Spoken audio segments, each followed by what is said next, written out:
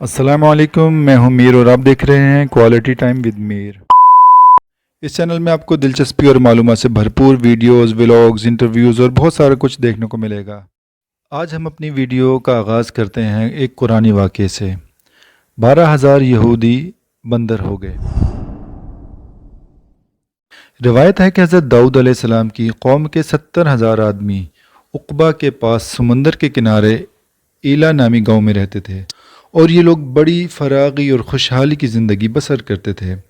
اللہ تعالیٰ نے ان لوگوں کا اس طرح امتحان لیا کہ ہفتے کے دن مچھلی کا شکار ان لوگوں پر حرام فرما دیا اور ہفتے کے باقی دنوں میں شکار حلال فرما دیا، مگر اس طرح ان لوگوں کو آزمائش میں مبتلا فرما دیا کہ ہفتے کے دن بے شمار مچھلیاں آتی تھیں اور دوسرے دنوں میں نہیں آتی تھیں۔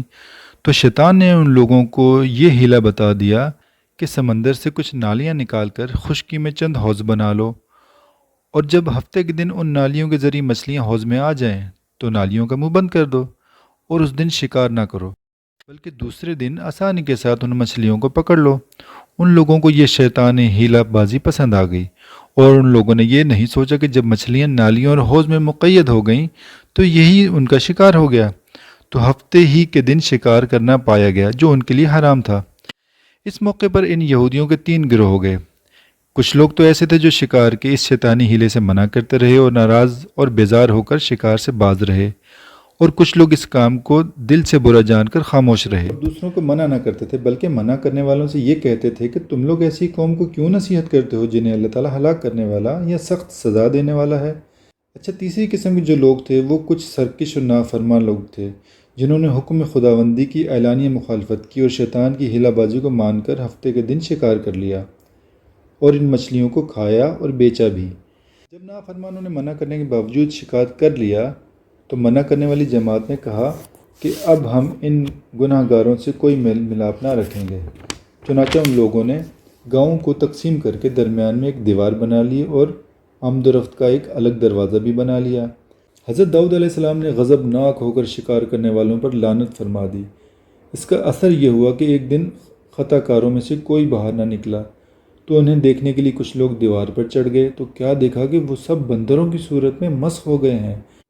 اب لوگ ان مجرموں کا دروازہ کھول کر اندر داخل ہوئے تو وہ بندر اپنے رشتہ داروں کو پہچانتے تھے اور ان کے پاس آ کر ان کے کپڑوں کو سونگھتے تھے اور زار و زار ہوتے تھے، مگر لوگ ان بندر بن جانے والوں کو نہیں پہچانتے تھے۔ ان بندر بن جانے والوں کی تعداد 12,000 تھی۔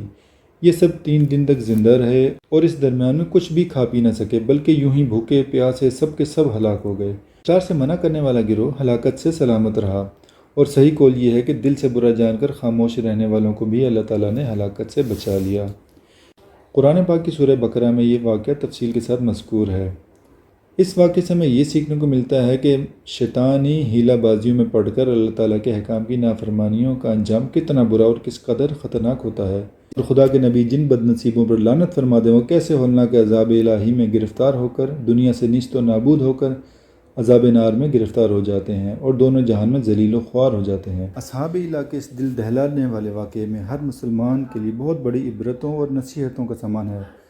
کاش اس واقعے سے مسلمانوں کے قلوب میں خوف خداوندی کی لہر پیدا ہو جائے اور وہ اللہ اور اس کے رسول عز و جل و صلی اللہ تعالیٰ علیہ وسلم کی نافرمانیوں کی پگڈنڈیوں میں بھٹکنے سے منہ موڑ کر صراط مستقیم کی شاہراہ پر چل پڑیں اور دونوں جہانوں کی سربلندیوں سے سرفراز ہو کر اعزاز و اکرام کی سلطنت کے تاجدار بن جائیں۔ صلو علی الحبیب صلی اللہ تعالیٰ علی محمد۔ آپ کو لگتا ہے کہ اس ویڈیو سے آپ کی دلچسپی اور معلومات میں اضافہ ہوا ہے تو میرے چینل کو سبسکرائب کر لیجئے اور دوستوں کے ساتھ شیئر کریں اور لائک بھی کیجئے اور بیل آئیکن کو بھی پریس کر دیں تاکہ نئے آنے والی ویڈیوز آپ تک پہنچ سکیں۔ انشاءاللہ بہت جلد ایک نئی ویڈیو کے ساتھ آپ کے ساتھ ملاقات ہوگی، تب تک اپنا خیال رکھیے گا۔ السلام علیکم ورحمۃ اللہ وبرکاتہ۔